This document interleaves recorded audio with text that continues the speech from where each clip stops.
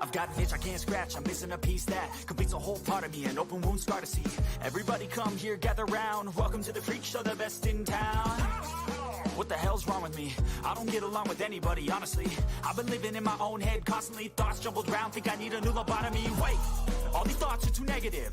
I don't wanna get lost in the sedative. Gotta show them what I got, I'm competitive. You know I'm about to go off, I won't let them win, I'll take a stab. I wanna chase the bag, I wanna weigh, I can change all the things I lack. I gotta face the facts, I got a taste in that. Got me obsessed with the rest, I got an itch to scratch. So right now, I'll give up everything.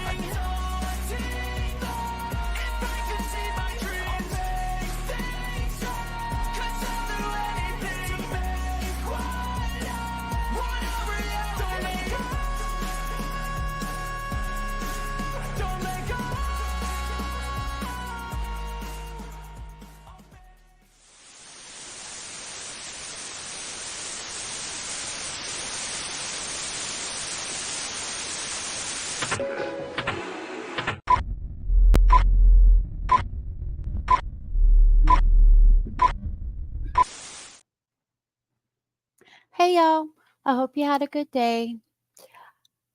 Um, I was watching Nancy and she was talking about two moms who decided to go on a cruise to the Bahamas, a no kids trip. Moms, you know how that is.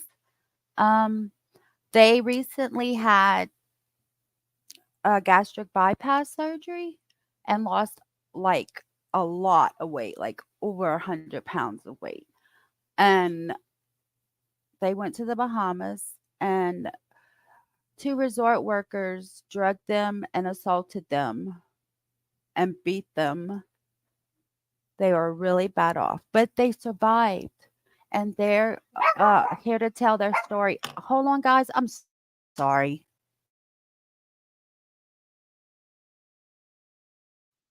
My dog kept barking. They had bought cute little bathing suits, quote unquote, sexy bathing suits. Hey, y'all. Hey, Steph, Ashley, Kaz. Hey, everybody. Um, they had bought sexy bathing suits, because they just lost all this weight and they wanted to look sexy and feel sexy. And that doesn't give anyone the right to, do what they did to her, especially resort workers, someone that they were supposed to trust to, you know, lead them around the resort and tell them things to do and stuff like that. I'm sorry, Penelope's barking, you guys. All right. So um they do have the two women on her show, and they also have a nurse who tried to help them on her show also. So we'll get into that.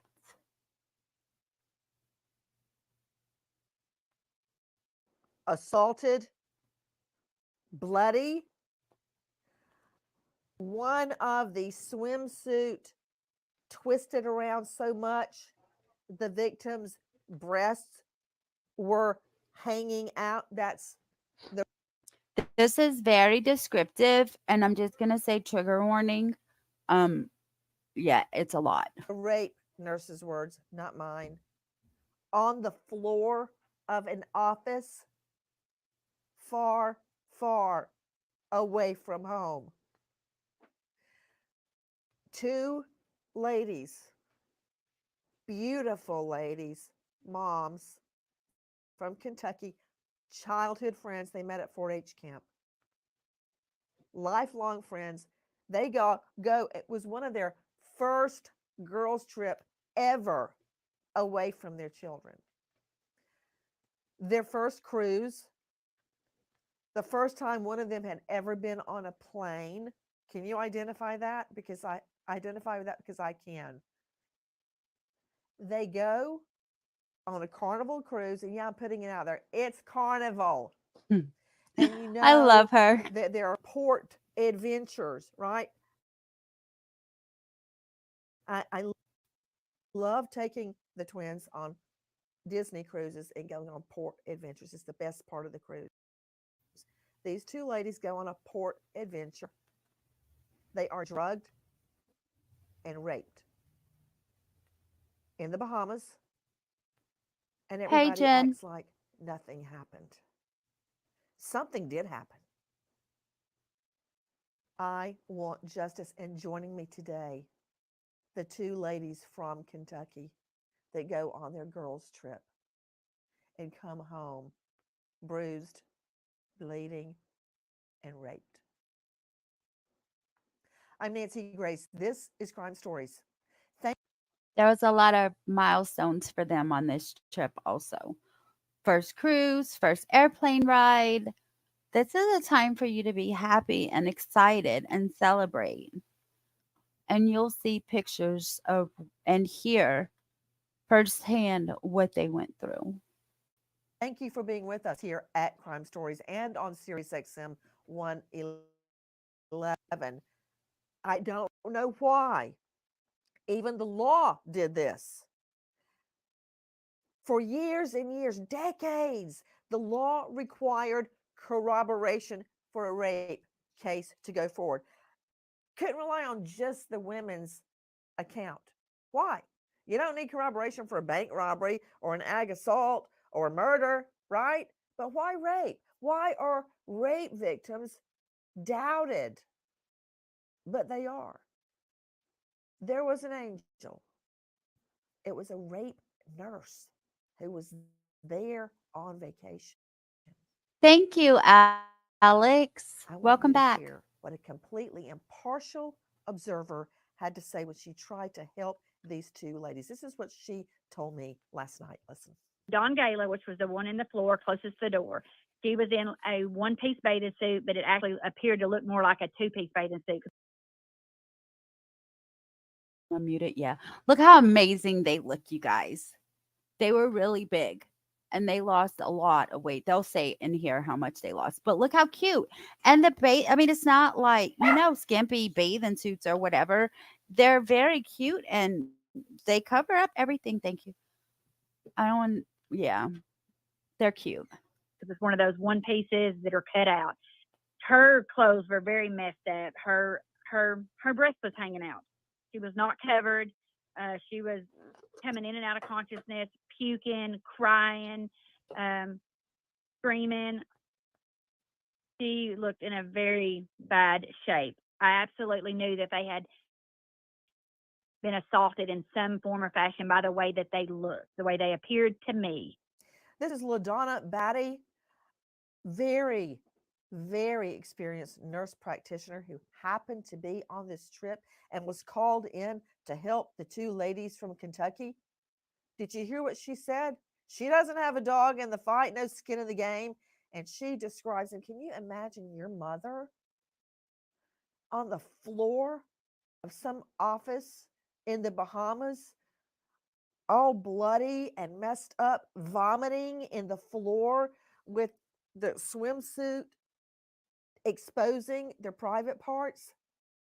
Yet, apparently, officials there didn't believe them. Listen to more of what the nurse practitioner told us last night.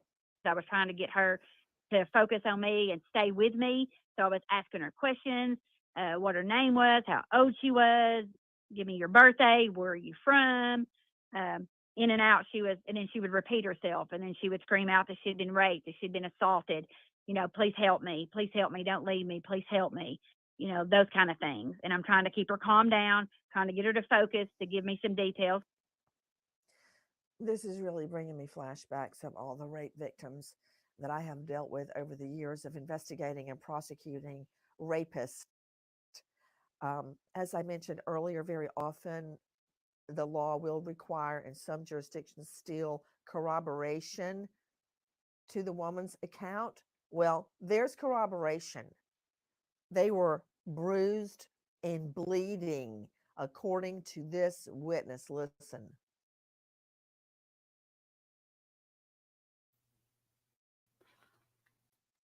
Look at their legs, all bruised up. This is horrible. And they're traumatized for life.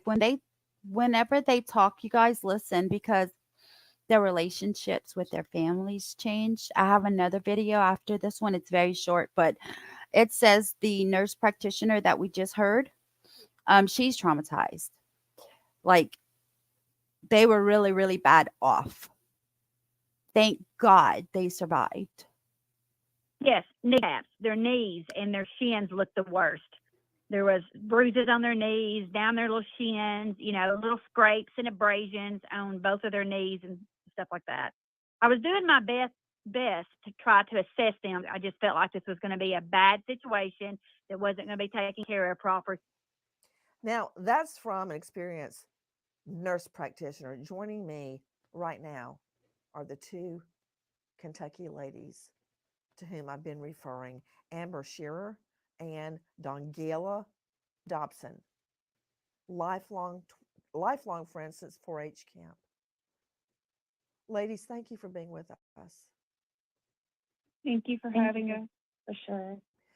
First for of sharing our all, story, let me for start with believing us, because I do. in this culture, nobody seems to believe when you say something like that happens. So thank you.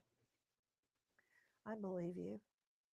I believe you, and I want justice for you because I know right now your heads are spinning, but in the years to come, you're going to look back and you're going to want to know that the rapists are in jail. And not only that they are being punished, but that other women like you are not being raped and vomiting with your breasts exposed on some floor of some office in the Bahamas. Because really, Amber, you really think this was their first time doing this?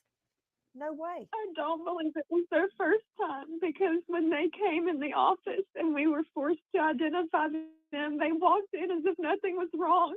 And we freaked out. We were screaming, asking them, begging them to get them out.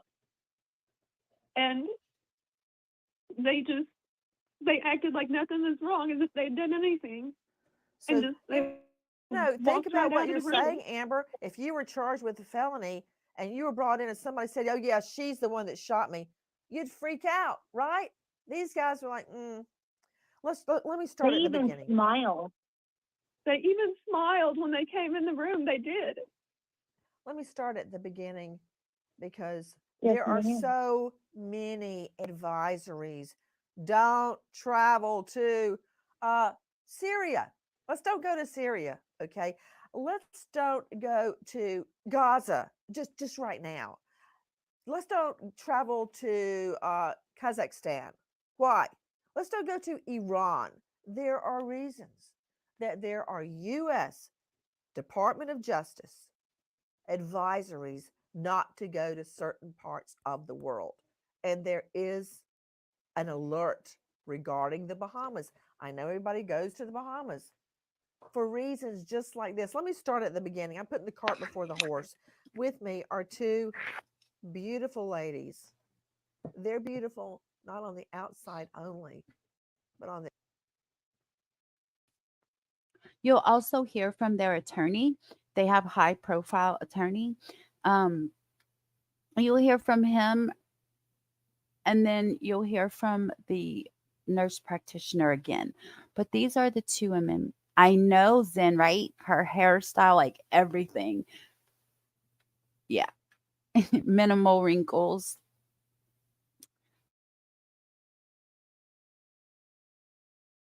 inside too. And I want you to get to know them and hear their story. Dongayla Dobson, how did the whole thing start?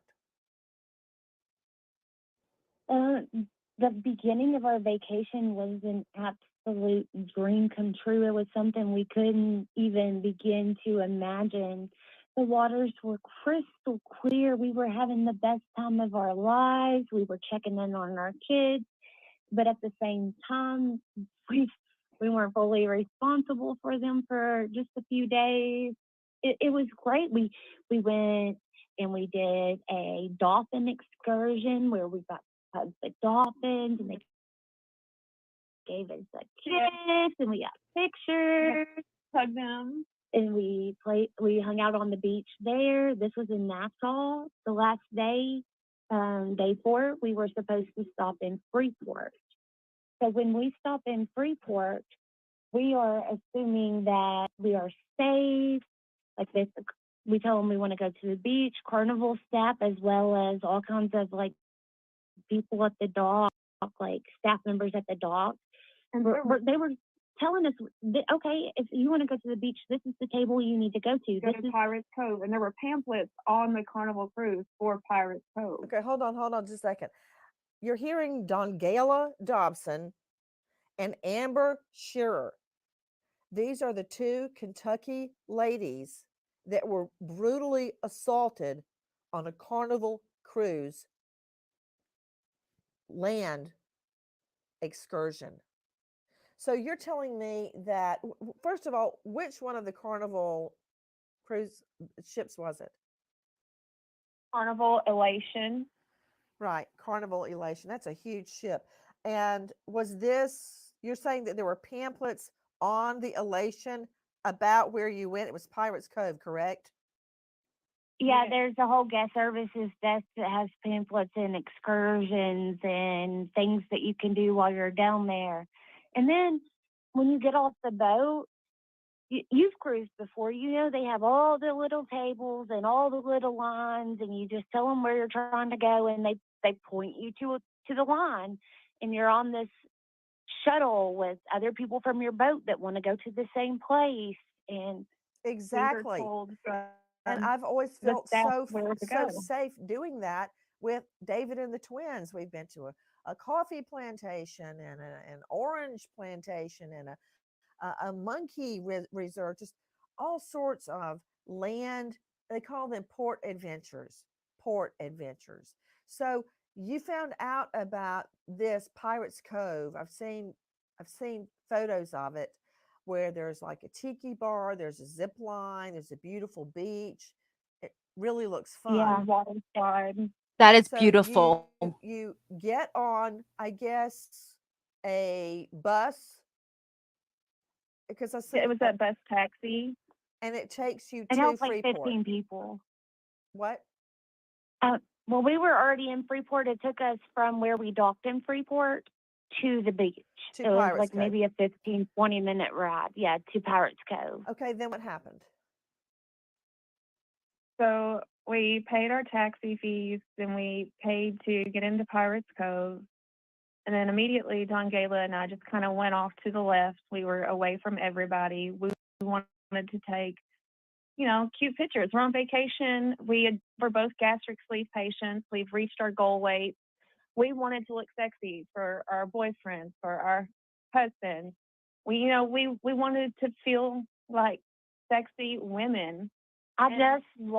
This is Dongayla. I just lost 135 pounds. I just met my goal the week before we went. Look at Wait, that, is this guys. Dongayla? Yeah. You lost 135 pounds? Holy moly. Okay, I got to Yeah, write on my I fact don't- sheet. I You don't need to remember exactly. celebrate. That is amazing, you guys. I'm sorry, I said gastric bypass. It was the gastric sleeve. A I'm woman? sorry. And this Yeah, was that. like I started. Have you guys, is I'm it a- Amber's? Is this whose first girls trip is this?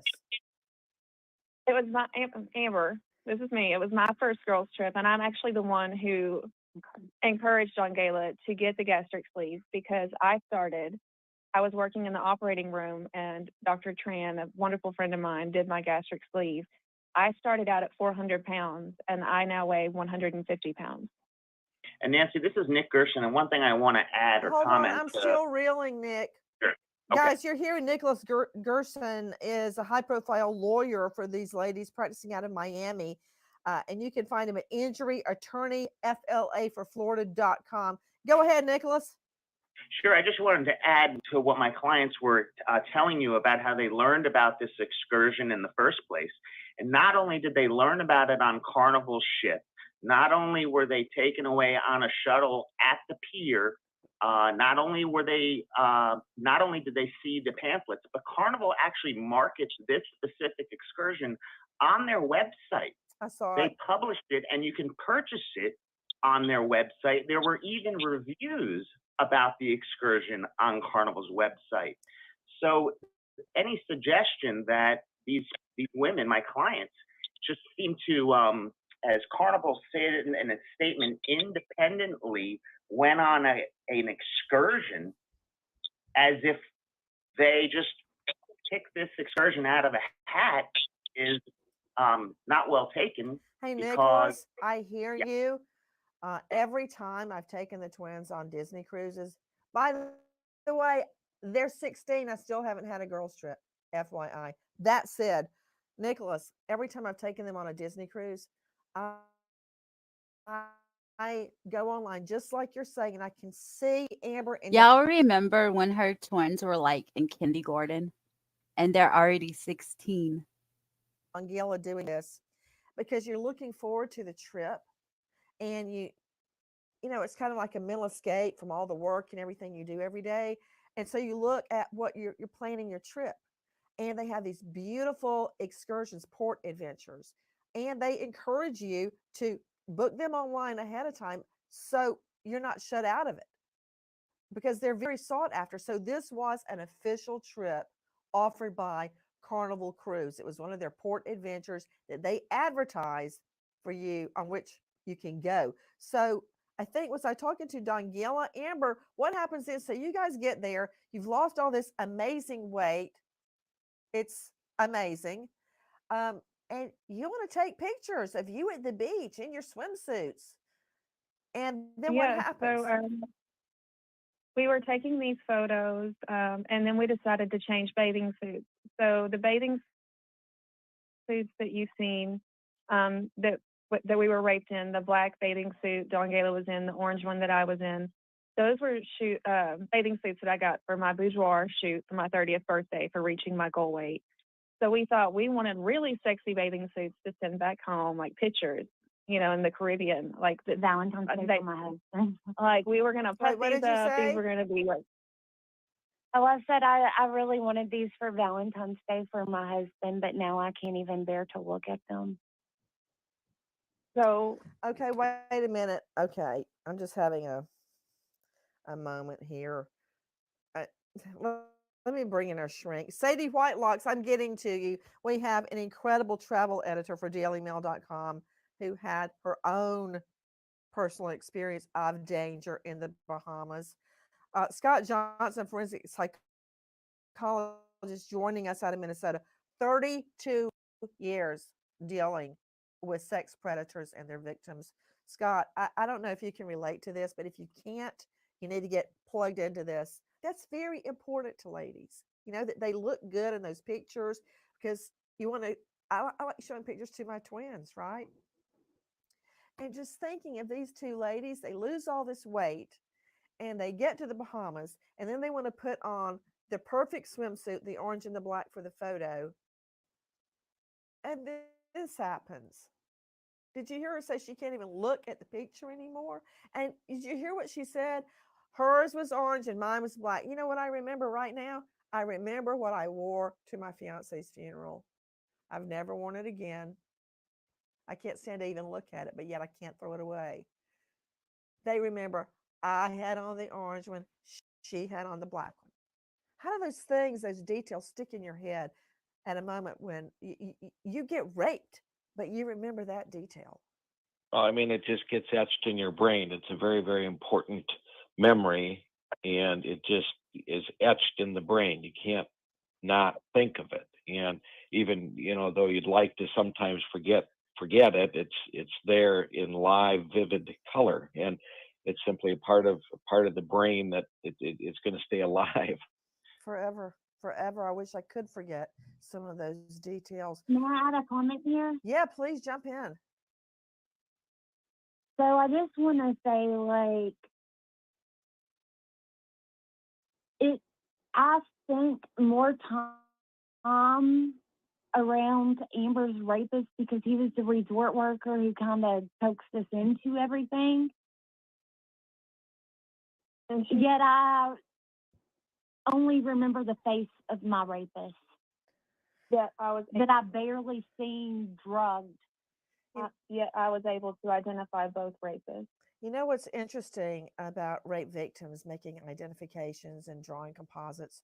You are also seeing them at a different angle. I was just talking to a sketch artist about this yesterday, and another rape that turned into a murder, um, where the victim is very often looking up at the rapist, and it distorts the way their face really is because of your angle. And I'm just very grateful that there were two of you together to make an accurate ID. Let's see what they're going to do about it down the Bahamas. Brace yourself. I doubt very much. Okay, so you're taking the pictures. Let me get back to the beach. You're taking the cute photos. God bless So you, we losing had 135 pounds. Yes. So then what happened? So we were taking these photos. We had our phones out. We were taking photos, and we noticed one of the resort workers was avidly staring at us. And we were like, okay, well, we're getting attention because we're wearing these sexy bathing suits. That's, we've been wearing cheeky suits the whole time we were out because it was our momcation. We look good. It's the first time we've ever felt comfortable. It's the first time we've ever felt confident. sexy or confident in our own bodies. Well, I mean, you keep saying sexy swimsuits like you were doing something wrong. I mean, you had all your body parts covered up. There's nothing wrong with wearing, I mean, I hear this in every rape case. Why was she out jogging in a sports bra? Why did she have on short skirt? It's the same thing. Yes, you had on sexy swimsuits. It doesn't, this is not your fault. I agree 100% with Nancy. In so many cases, we see this happening. And they're cute bathing suits, but they're, like Nancy said, they're not over sexual, showing, a lot of cleavage, their butt. You know how bathing suits are these days, you guys. They barely cover anything. The hate comments we get often say, well, if they look that good, we would rape them too. We would get them like savage animals. Like those are the things that people are saying to us over and over. What is wrong with these people? Okay, first of all, you got to quit looking at social media. If I read everything on Twitter, I would be hiding under the bed right now. True, some of it is completely accurate. It's not just on social media. I mean, it's not just on our feed. It's people private messaging us. Right, and there's people out there that, the power assertive rapists who are these two rapists believe that they have a prerogative to do what they do, and that the victims, in the sick, perverted way that the offender's thinking, the victims provoked or asked for this.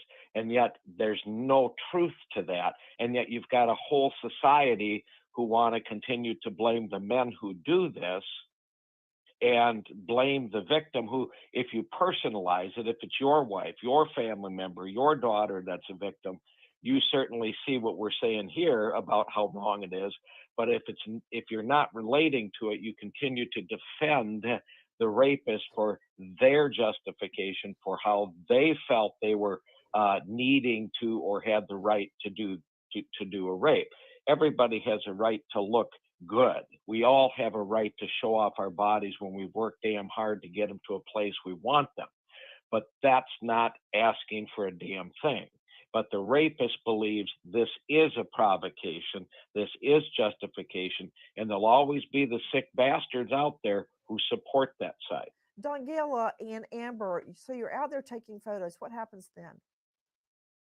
So next, we were approached by a resort worker who actually ended up being Amber's rapist. How did you know they were a resort worker? They were wearing resort clothing, uniforms, and this was Pirates Cove, correct?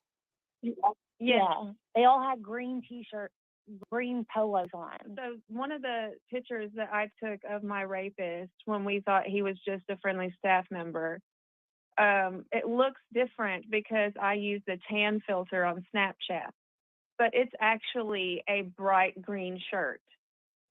So the man approached us and asked us to do promotional photos because we would make great promotional photos for Pirates Cove. We were like, no. It was some new something that they was doing, some 360.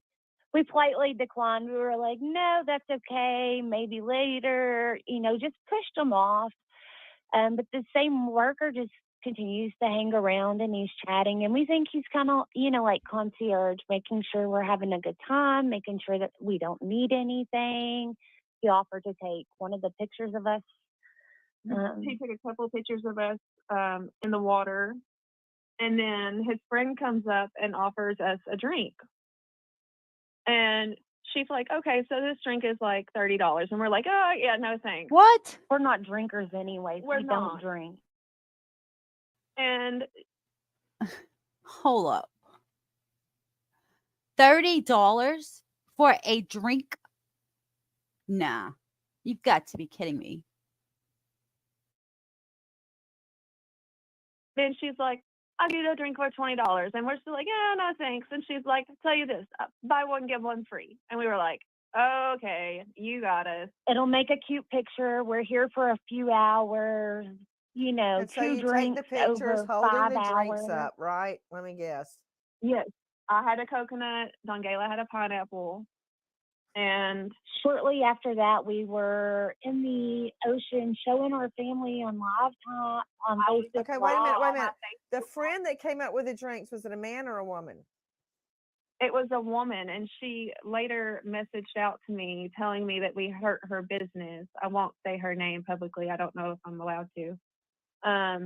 But she reached out to us both telling us that we needed to take our post down. We were hurting her business. Hurting her coconut pineapple drink business? Are you kidding me? Did she work at Pirates Cove also? Yeah, she did. Oh man, Nicholas Gershon, you better be cooking up a big fat lawsuit right now. Back to the ladies. So she's obviously working with the man. Then what happened? So you're out in the water. One's got a pineapple, one's got a coconut. You're taking the cute pictures. Did you say you live chatted with your family? Let's back up. Before we finish, I would like to explain that these drinks were brought to us before we even agreed to purchase them. Ah. But that's all they did on Carnival, so we thought it was normal. Joining me is Sadie Whitelocks, assistant travel editor, dailymail.com, who had her own brush with danger in the Bahamas. You can find her at sadiewhitelocks.com. Sadie, thank you so much for being with us. Is that normal? Because I've never, maybe it's because I'm on a Disney cruise, I've never had people walk up and try to give me hard liquor already in the coconut. No, I'd say the same. Yeah, I've never had. Sometimes there'll be, if it's like a fun cup, like they'll bring the cups over. Yeah, to, on like, the boat, it's in the what you can have the drink. Oh yeah, okay. Like they'll show drinks. you the cup, and it'll say I was at the Bahama Pirate Cove or something, and then you say yeah, I'll have it, and they bring you back the drink. I've never heard of them pushing alcohol. I mean, what if it's a person that can't have alcohol or for whatever reason? Exactly. So that's unusual. Yeah, on the boat they didn't really push it. They would ask you if you want to buy it, but it was already in those pre-made Carnival cups you're talking about. They had it together. We had to show them our ID. But they came around the pool area as soon as we got on, and it could have been a lot because the bars and stuff were not yet open because the suite rooms weren't ready. I just remember Amber and I both paid $33 a piece for these drinks. Disgusting. That we poured down the sink just so we could keep the cup. So then what happens? You get the drinks. Then what happens? So we get the drinks. The pineapple drink and the coconut drink at Pirates Cove. Right. So this is Amber. So we get the drinks and we're taking pictures with the drinks. We take a picture with who later becomes my rapist. And then we decide to get on Facebook Live. Yeah.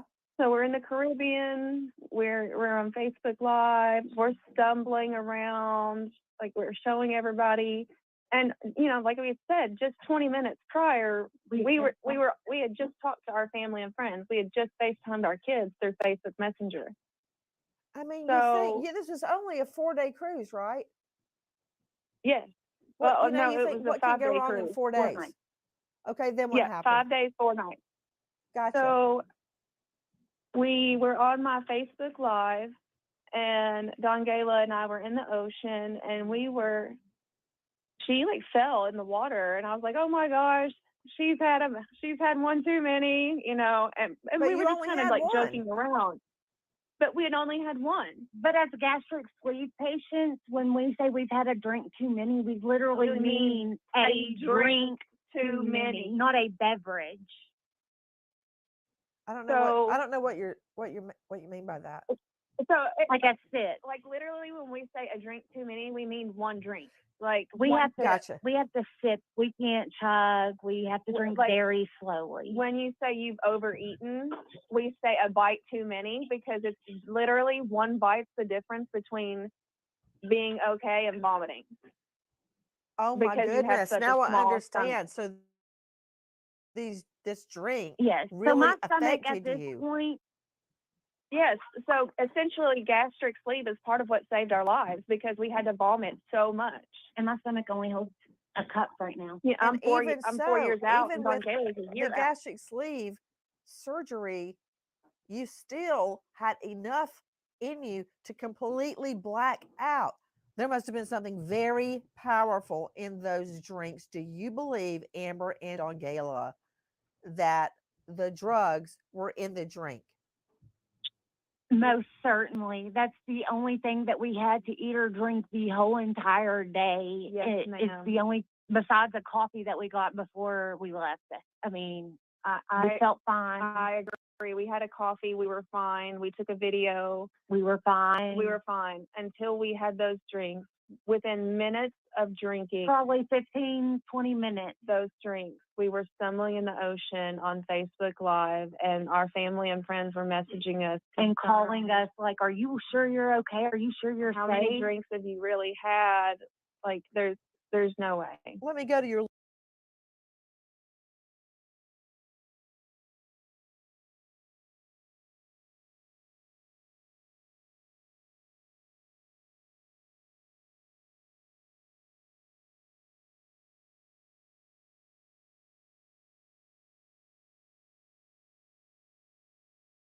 lawyer, a high profile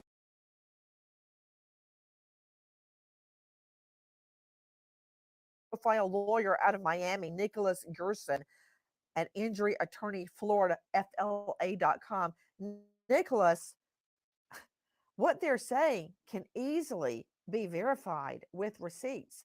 On those cruise ships, they know what you charge to your room. They know what buffet you went to. They know everything because it's all computerized. When you get a drink or anything at those resorts, there is a digital record of everything. So if they had coffee before they went to Pirates Cove, a Carnival sponsored port adventure, and they get there and all they have a drink, there's evidence of that if it's not destroyed, Nicholas. That's correct. Typically on a cruise ship, you're given something called a sail and sign card, which is used to document everything that you purchase on a cruise ship. In this particular scenario, I don't believe that the sail and sign card would have any information as to what was used at the resort. But what we do know from our preliminary investigation is that there was a toxicology investigation conducted. There was a urinalysis taken. There was blood obtained, and we've actually asked for that information from Carnival. We've asked Carnival to provide us with the lab work, with the reports, and the response that we've received essentially is none. They told us via letter just the other day that they received our preservation of evidence letter, which is a letter that we typically send out in any sort of cruise ship incident, especially involving rape or sexual assault. And we've asked them to not only preserve whatever evidence they have, but to provide us with copies of the records that they possess for our clients. They're not entitled to just withhold the information, and more often than not, what lawyers like me are required to do would be to actually file a lawsuit just to obtain some of the preliminary information because they don't or they won't provide it to us voluntarily. So to answer your question, we believe that there is going to be forensic evidence that will not only corroborate what my clients are telling you what happened to them, but there will also be forensic evidence and reports that document what drugs were in their system. And it should also be noted that when the toxicology was conducted, I don't believe that it was conducted. We're still trying to find out what time all this information was, when the investigation took place, but it was many hours after the incident. So in cruise ship crime cases, there's often a delay in reporting, and there's a delay in the cruise line's investigation into what happened, and they just use that to their benefit as a strategic advantage to try to discount what passengers or people on their vessels, or in this case, what my clients say happened to them in the Bahamas, didn't take place. You know, another issue you're going to have to battle, Nicholas Gerson, is lack of witnesses in that on cruise ships. When everybody gets off that boat, they're gone.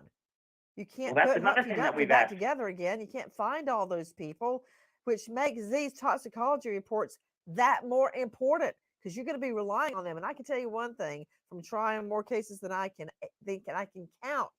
The fact that they haven't handed it over pronto, there's a reason they haven't given it to you. I can only imagine why. Guys, with me is Nicholas Gerson, who is the lawyer for Amber and Dongayla. Okay, so you're out in the water, you're FaceTiming live with your family, and they're like, "What is wrong with you, Mom?" And they notice something is wrong. What's your next memory? I remember we decided we needed to get out of the water. We had to get out of the We water. were both scared that something was going to happen because if we can't even stand up in this water, like, we're going to die. So we get out of the water and we decide, let's go look for shells for our kids.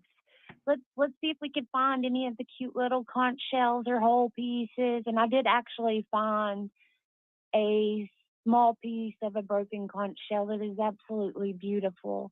And so the resort worker, he's still with us at this time, and he's telling us, "Oh, I know exactly where to find them. They're just right over here. Come follow me, and I'll show you." And the next thing I remember that's just is hurting being me to pushed hear it. down. Sadie Whitelocks, you are a travel editor for dailymail.com, one of the biggest websites in the world. I mean, this is so obvious. Asking them, "Do you want to pose for a commercial?" I mean, "Hey, I know where some shells are. Follow me." It's so obvious. They give the ladies the drink and then they lure them away. It's so hard though, like when they're dressed in a uniform as well, you put your trust in workers and you're at a resort. So it's obvious in hindsight, but at the time, it's difficult. Yeah. So obviously a ploy, and this is one of the red flags travelers, ladies especially, to watch out for. You hear Amber and Dongayla, the guys saying, "Hey, do you want to be in a commercial? Do you want to be in a promo shoot?" BS. BS. And then, "Hey, I know where some really good shells are." Okay, so then what happens, ladies? The next thing we know, I wake up to being raped. This is Amber talking. I wake up and I'm being raped, and I grab the tree in front of me. I pull myself up and I run. I'm just running. Okay, wait looking a minute. for What do you Dongayla. mean the next thing you know, you were being raped? You're outdoors. You said you reached up and grabbed a tree. You were raped outdoors? This is reminding me of Natalie ma'am. Holloway so much. Yes, ma'am. The beach was still in view. There's a little bushy area with trees. Right, like the tree line of the beach. We were right there, and I woke up to being raped. What was the first thing you saw? The first thing I thought, or the first thing I saw? That you could see. The first thing that I could see was the ocean in front of me, so I knew I wasn't far from where I'd started. Was the perpetrator on top of you or behind you? He was behind me. So he was raping you from behind.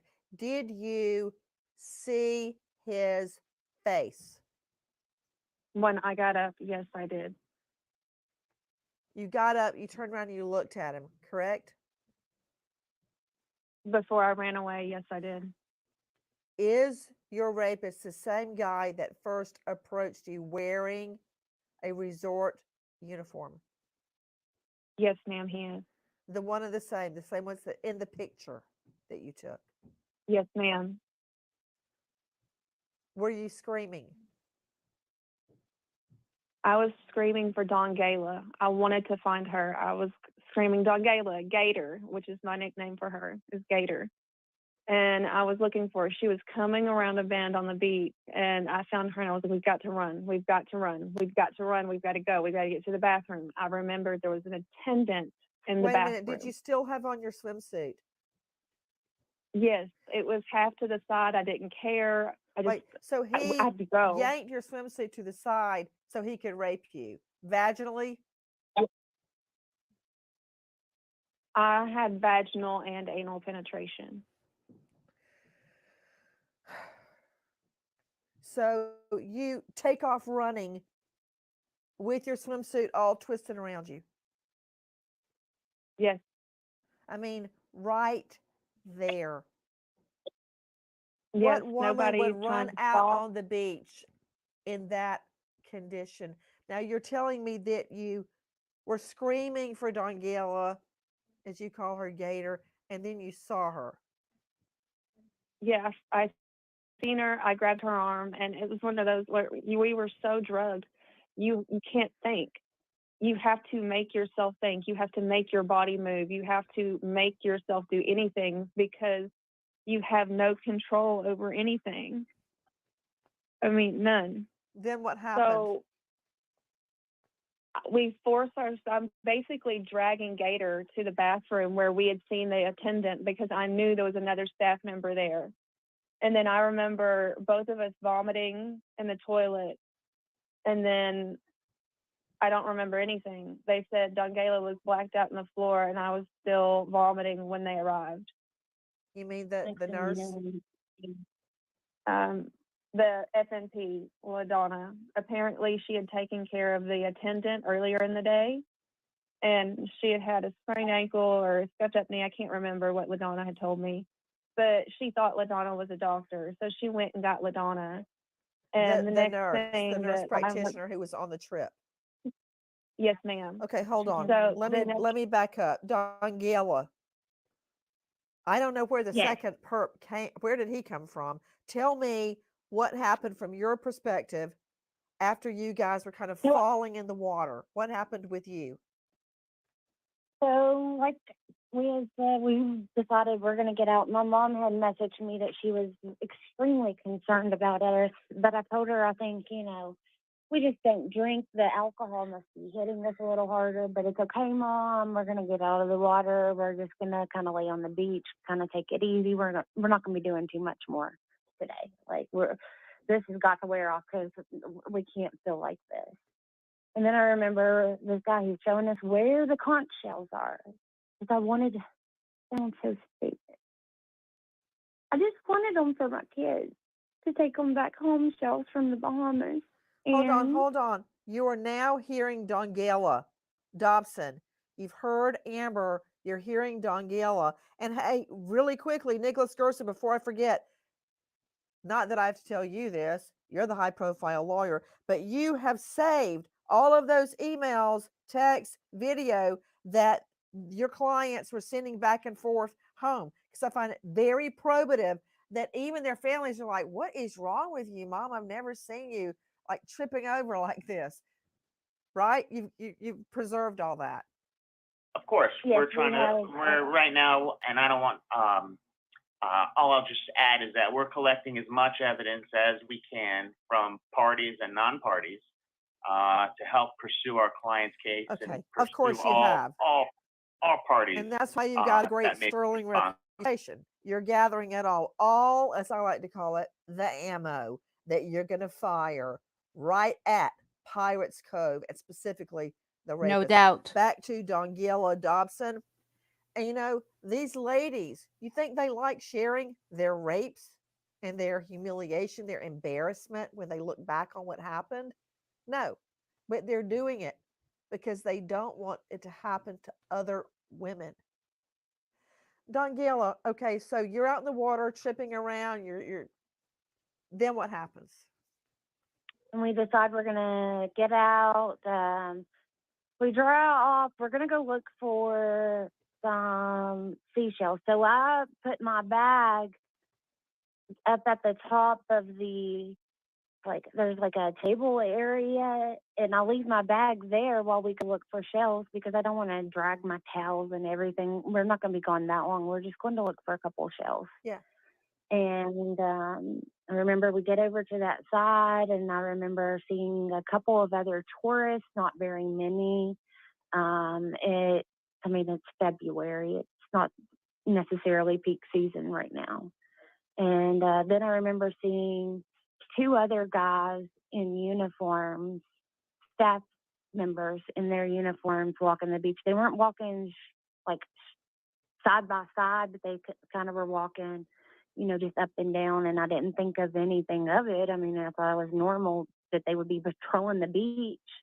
And the next thing I know, I'm waking up to sternum rubs in the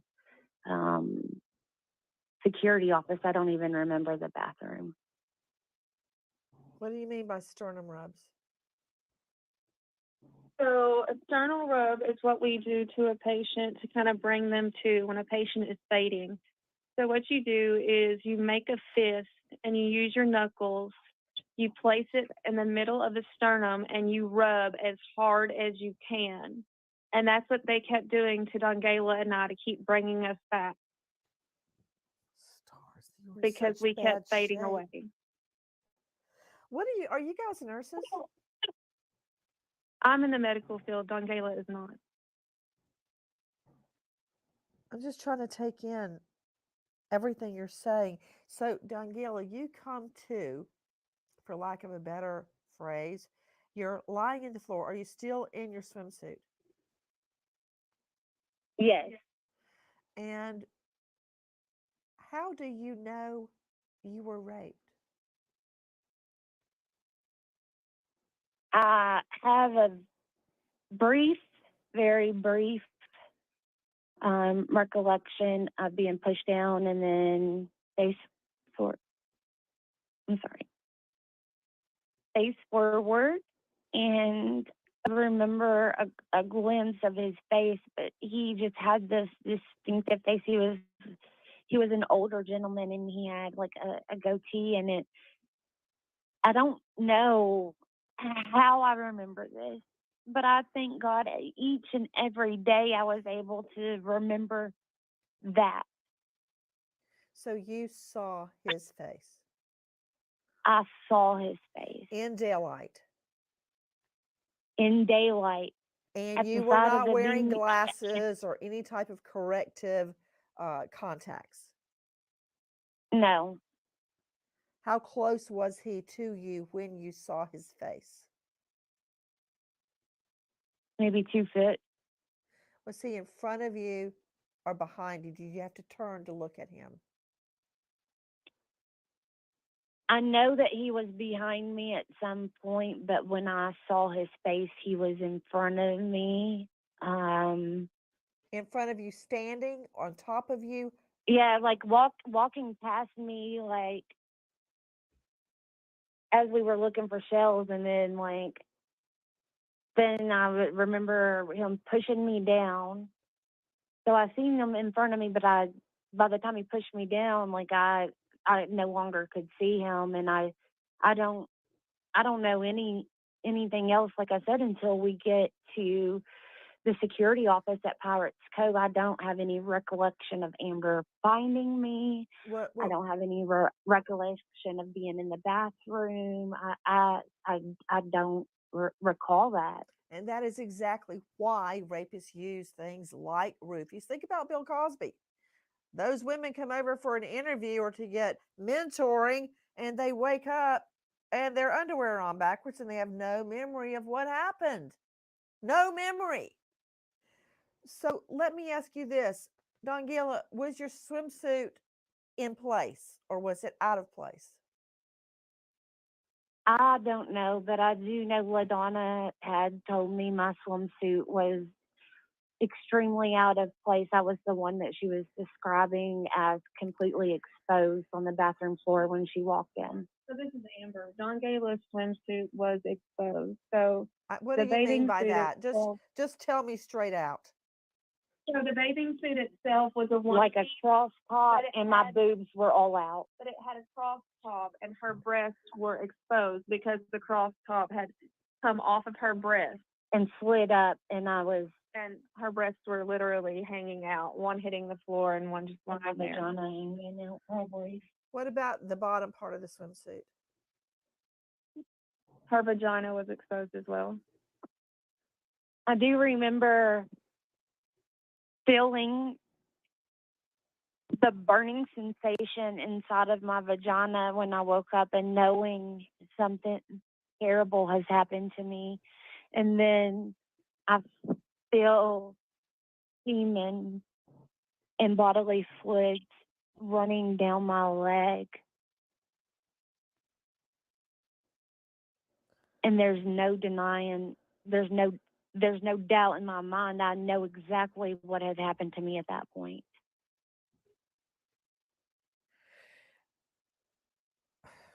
Then what happened? What do you recall happening next?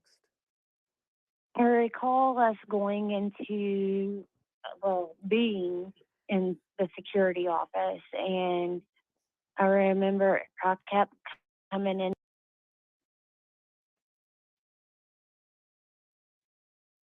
I cannot believe how the Bahamas has handled this.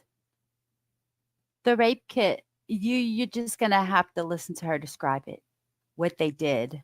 It I just can't believe how they did that and how they handled these two women. In and out of it, and Amber would come in and out of it kind of almost at different times. We kind of just took turns going in and out of it. But I remember the lady, one of the security members at Pirates Cove, pulled up security footage, and she was able to find the man that attacked Amber. And it just so happens that I was able to give a good enough description that my perpetrator just happened to go into the security office at the same time as I was explaining him to her. And LaDonna actually seen him outside, and she was like, "That's him, that's him." And so they brought him in, and I was able to identify his face in person then and there and say, "That for sure is him. That was him." LaDonna had seen, this is Amber, LaDonna had seen the man that had been following us all day long, the man who had raped me. So she immediately knew who he was. And then with the description Dongayla gave, they were able to see who he was too. Was he also in a resort uniform? Yes. Did you He later apparently worked learn the that zip they? line, I heard. Did you later learn that they did in fact work there? Yes. Amber's rapist had started one a week. She said that the lifeguard said, and he's been here less than a week. This is what gives us Bohemians a bad name. And then the other one, I don't know how long that he has been there, but I know that he works there for certain because I have been in contact, or people will just kind of reach out to me and let me know, especially from the resort that's seen us in that situation, the lifeguard, and let me know that he indeed was a staff member. He did indeed work there, and he had worked the zip line area, which is nowhere near anywhere where we were. He was there predating, as experts say, looking, like hunting for a victim. Who said, "Hey, this is what gives us all a bad name. He hasn't even been here a week"? Who said that? The lifeguard. Okay, Sadie Whitelocks. First of all, let me just say to Amber and Dongayla, I feel right now the same way I did so many times trying a rape case. I hate putting the victim through the retelling and the reliving, because very often they then will have renewed nightmares or daymares or night terrors because of having to relive it. But I want you to know We live them often. I'm just so sick for you and so sorry for what happened, because it's going to be with you the rest of your life. But to you, Sadie Whitelocks, you had a brush with danger in the Bahamas in your capacity as a U.S. travel editor for DailyMail.com. What is your reaction and your advice after hearing Amber and Dongayla's story? And I believe what they are saying completely, because I have an impartial witness telling me facts that corroborate everything they're saying. What happened to you in the Bahamas, Sadie? Well, it's something completely different, but I think I just learned from a very young age that basically I was on vacation with my family. I was around 11 years old, and we spent a good few days on this stretch of beach, and it seemed really idyllic. It was like paradise. There was this guy who came along. We called him Coconut Joe, and he had a machete, and he'd like served fresh coconuts on the beach, and we felt safe. I was with two children similar age, and we went off alone, and our parents didn't worry. You know, we were playing in the sea and things like that. We got home back to the UK, and on the news the same week we were there, and the exact location, 2 women had been murdered, and their bodies were found. And it was like the lady was saying, in the Bahamas, was kind of just set back from the beach. There was a tree line, and that's where Right. they were found. But it was very unnerving as a child, thinking that we'd been in this apparently safe environment. Well, you know, I just can't help but think about to Sadie, Scott, Nicholas, Dongayla, and Amber about Natalie Holloway, because she was drugged by a local at Carlos and Charlie's near the cruise ship. She was taken out on a beach near the tree line where she was raped and killed. Natalie's the first one I thought of whenever I heard this first. And even in light of this horrible thing that has happened to you, I got to tell you, I praise God that you're alive. Thank you Alive. so much. Amen. How are you getting through your days now, Amber? How has this, I know you're getting horrible hate mail and nasty comments. I'm not quite sure why, but how has this whole thing affected you and your family? So my children and I have Listen to this. temporarily moved in with Dongayla because Dongayla and I don't feel safe unless we're together. And where I'm not married, it's easier for me to pick up and move, and we can just transport my kids. Neither one of us are able to work. It's just too stressful. It's too much. We feel overwhelmed. We can't be around people. We have panic attacks when we go into Walmart. Anything day to day, like we can't go get groceries. We can't. Little noises scare us. Anytime we close our eyes, we see a rapist. Dongayla has been through a lot. She has had countless panic attacks since we've returned. She's not been able to function properly. It's been really, really hard on her. She can't be left alone. I mean, she wants me with her 24/7. It's one of those things where neither one of us really want to be separated. And Thank God they have that's each other. about all I can say. Scott A. Johnson joining me out of Minnesota, renowned forensic psychologist at forensicconsultation.org. Scott, uh, when victims go through traumatic episodes, when they are attacked, when they witness a murder, when I can't really explain, they continue to have nightmares, night terrors, flashbacks, I believe, for the rest of their lives. A crime like this can completely change the course of your life, and I'm speaking from personal experience. I've had many, many people I knew in my youth tell me that don't know each other that my personality completely changed after my fiance's murder. I don't know that. They know it. I mean, it affects you the rest of your life, Scott. Yes, absolutely. Because again, the brain doesn't forget traumatic events, but as you talk about it, as you experience, you can hopefully come to a point where the impact is lessened over time, but it does not go away. And there will always be that bad day, even when things seem to be going good.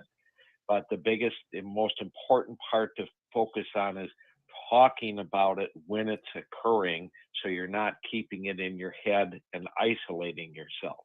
You know, I noticed that Amber and Dongayla say they quote don't know why, but they have to be together. They don't feel safe. That is actually very common amongst rape victims. Uh, this Absolutely. explain.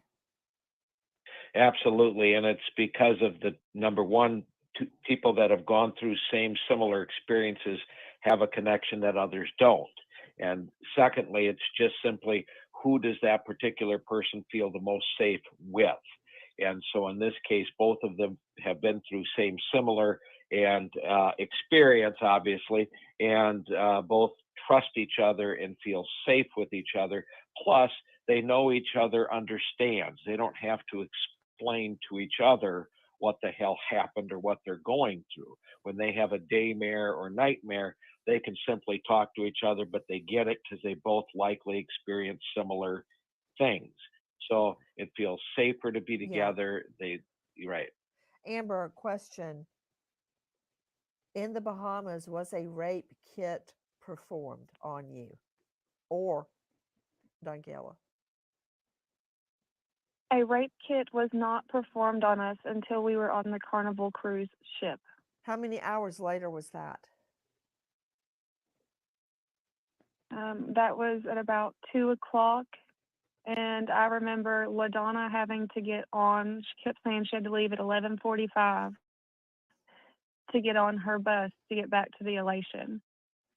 So our rapes, I don't know the exact timeline when our rapes happened, but somewhere between 9:30 and 10. So that to 2 o'clock, I mean, Okay, so it's sperm would hours. still exist at that time. It is starting to break Well, down, no, because but the Bahamians made us urinate. Here we go. why? This What? is They it right wouldn't. here. They made us urinate and collect toilet tissue, and they said that would provide evidence, and that would be enough evidence for a rape test. And I was like, that's not true. That's not true at all. Did you And get a they rape kept saying, kit no, on the it's ship? fine. We got a rape kit on the ship. Their rape kit was toilet paper. Toilet paper will collect all the evidence that you need. But they kept Toilet telling me paper. that toilet tissue would suffice, that semen would suffice to identify our rapist. And I said, no, that's not enough. We still need the rape kit. And LaDonna will testify that I had asked for a U.S. physician, a cruise physician. I'd asked for rape kits. And they Toilet had tried to paper. threaten us. Yeah. I mean, when And you they go tried to threaten us abroad, with it's people. When you go abroad, you are lulled into a false sense of complacency. You're on vacation. You're having a good time. Your defenses are down. Can you hear me? They told these ladies, "Oh, just TT and the toilet paper will be fine. That's the rape kit." What? I mean, it's almost as if they're actively engaged in a cover up. But ladies, what is your message to women listening today? Dongayla likes to tell people that 2 is not enough. 2 is not safe. You need to travel in pairs of 4 or more. We both encourage people to drink drinks if they want to on vacation, but make sure their drinks are sealed. You cannot always trust staff members. You must be vigilant. You must be your own advocate and speak up, speak out if something doesn't feel right.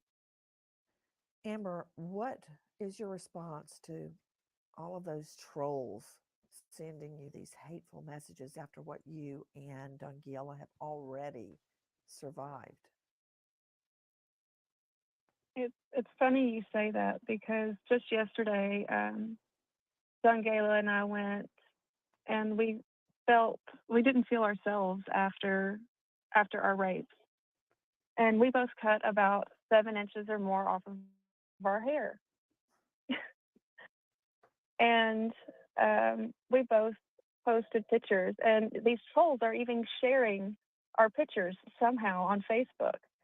But with my message, I said, I'm trying to live day by day, smile by smile. And that is so true because it's these small victories that I get. The smallest victories are the biggest victories for us because everything is hard. Everything is complicated. A small victory like what? We were talking earlier about, it being hard for family members when you come back. Do you know how hard it was when we came back and our children tried to jump on us or touch us and we flinched? Those are our children. Those are our children, and we pushed them away.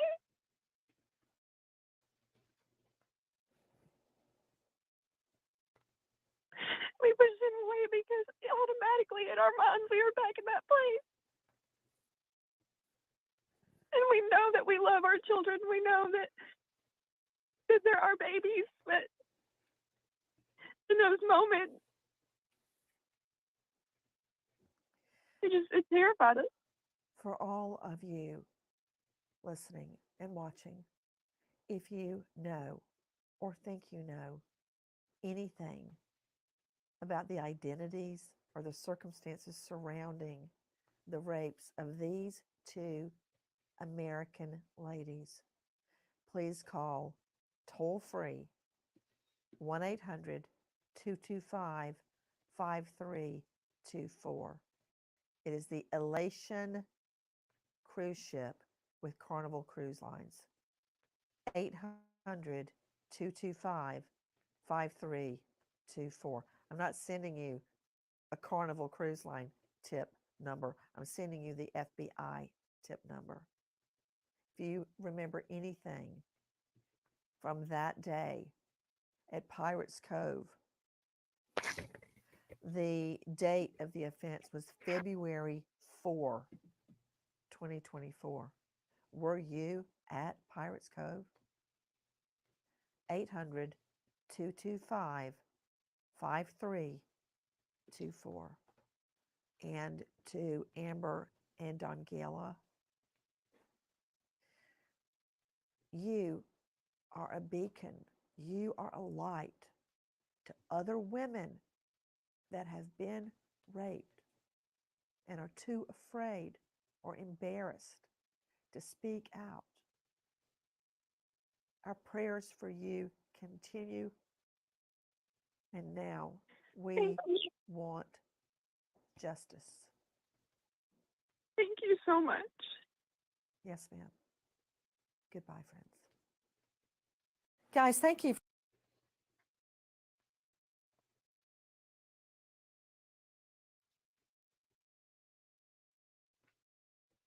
That was hard to listen to, especially the end and their children.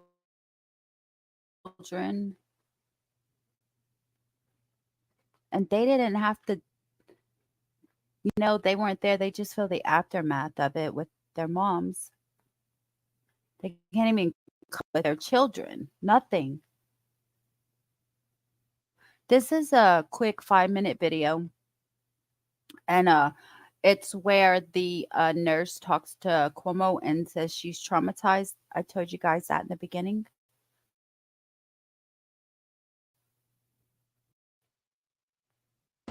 Two moms take a dream vacation, kids free, to the Bahamas on a Carnival cruise.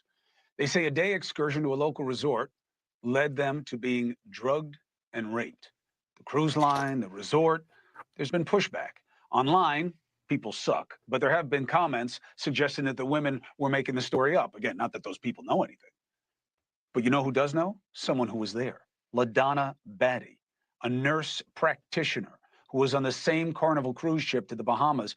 She took the same excursion to Pirates Cove as the Kentucky moms and saw with her own eyes how they looked after what they said happened. LaDonna Batty joins us now, along with the lawyer for these two women, Nicholas Gerson. He has an advance as well. LaDonna, thank you very much for getting involved in this and taking this opportunity. Thank you. You're welcome. So what is the chance that what you witnessed can be explained as this being made up and the women are fine? Oh, there's no chance. I've seen it. There's no chance that anything was made up. You can't make up puking everywhere and shaking all over and trembling and being scared to death. You can't make that up. Not a scene like that. That's not something you can just make up. And the darker allegation is not just that somebody put something in their drinks and that's why they got sick, but that they were assaulted. Oh, absolutely. Both of them had bruises from about kneecap down on their thighs. I mean, that's not things that you just have for no reason. And these are things that you have seen before, and there wouldn't be another explanation that would make sense? Not to me, not in the situation that I walked in on. There's nothing else that would make sense to me.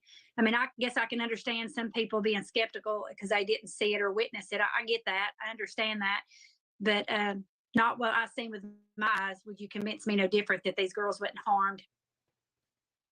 And in what you could pick up from their tone and the consistency of what they were saying, you know, when they were telling the story, people in a traumatic state like that tend to repeat themselves.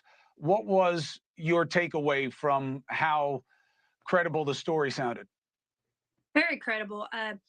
Dongayla, I didn't speak to her as much. She was in way worse shape and she was kind of in the floor, and Amber was straight across from her in the floor too. And like I said, I spoke more to Amber because I was trying to get her to focus in. I was trying to get as much details as I could get from her because I knew I would remember a whole lot. She was in such a bad state, and she kept repeating herself. I'd ask her one question, she'd repeat another question to me. It was bad. I'm traumatized from it, and I deal with things like this. So yeah, it was real bad for both of the girls. Hey, thank God you were there. So there's somebody who's... You guys, the nurse practitioner that helped them is traumatized. There's no way these girls, gosh, man. If the nurse practitioner that helped them is traumatized, then you just can't imagine what they're going through. And like Mary said, why would they make this up? Like they're on their dream trip. Why would they ruin it with this? Doesn't make any sense at all.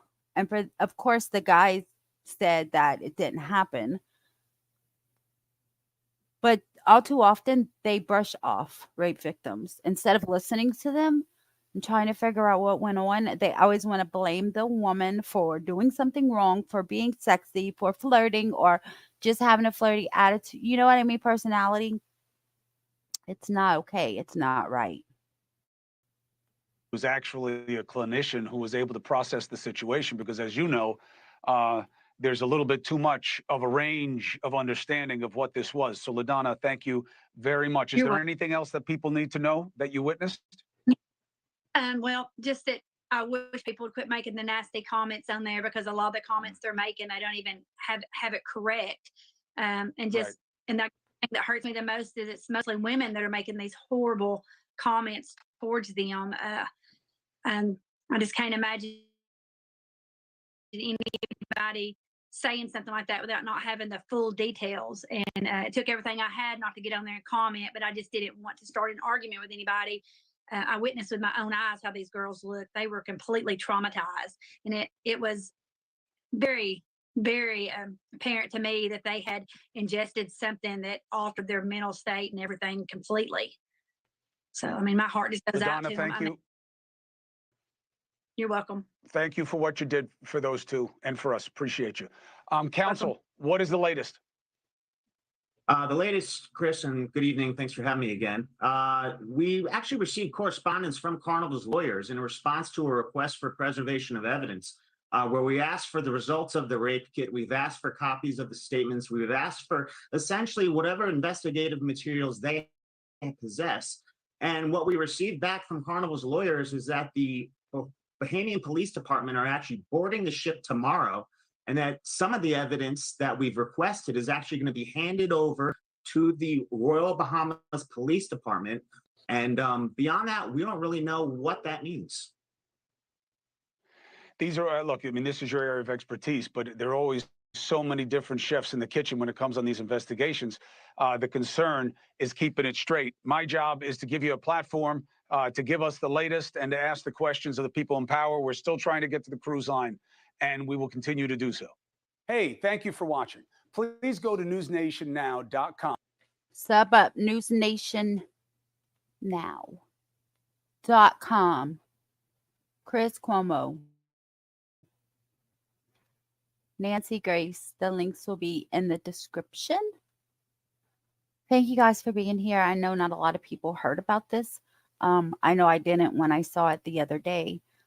So I wanted to bring attention to it because, like Tina said, this happens all the time to women abroad, all the time. And most of the time, they aren't able to come home like these two women were able to do. All I ask is that you guys, if you do pray for these two women. Their lives are changed forever, and I just can't imagine what they're going to have to do, go through for the rest of their life. So I will see you guys tomorrow. Please remember there is no court tomorrow for the holiday, President's Day, I think it is. And so I'll come live tomorrow. I think I'm going to do Ouija board murders tomorrow. And then Tuesday, we're back with court. I hope you guys have a good night, and I'll see you tomorrow. Hit that thumbs up for me. Please share and subscribe.